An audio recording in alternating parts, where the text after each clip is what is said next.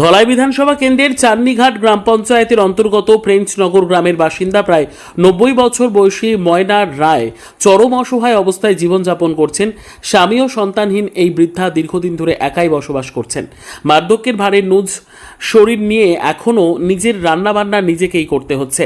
দৈনন্দিন জীবনের প্রয়োজনীয় কাজগুলো অত্যন্ত কষ্টের মধ্যে দিয়ে সম্পন্ন করছেন তিনি।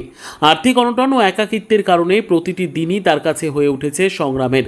স্থানীয়দের দাবি, এমন অসহায় অবস্থায় থাকায় প্রবীণ মহিলার পাশে প্রশাসন, সমাজসেবী সংস্থা ও সমাজের বিত্তবান মানুষের এগিয়ে আসা জরুরি। তারা আশা প্রকাশ করেছেন, দ্রুত প্রয়োজনীয় সরকারি সহায়তা ও মানবিক সহযোগিতা পেলে জীবনের শেষ সময়টুকু কিছুটা স্বস্তিতে কাটাতে পারবেন ময়না রায়। এখন কিরকম চলাফেরা করো? চলাফেরা তো কোন রকম আমার স্কুলের মাস্টারের সাহায্য করেন, রেশন কার্ড নাই? রেশন কার্ড নাই।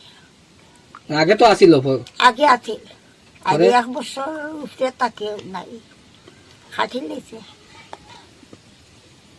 সরকারি সাহায্য পাইছো নি? কিছু গরুর পাইছো? না না, গরুর কোনটা পাইছি না।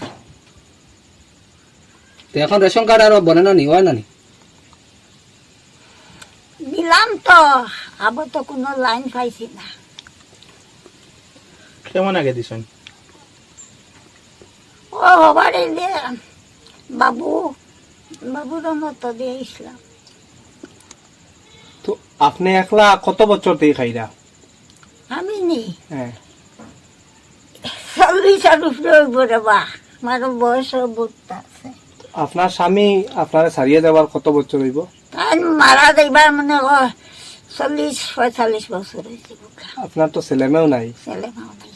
তো গ্রাম থেকে বা অন্য অন্য জায়গা থেকে আপনারা সাহায্য করেননি? না, কেউ সাহায্য করে না। ডিলারে আপনারা ও সাহায্য দেন? ডিলারে আগে আনছি তো, চাউল ভাতও দিছে। এখন হইলাম তারে, আমার কিছু মাঝে মাঝে সাহায্য করে। আমাদের তো আর কয় দিমু, ও কয় আর দিই না।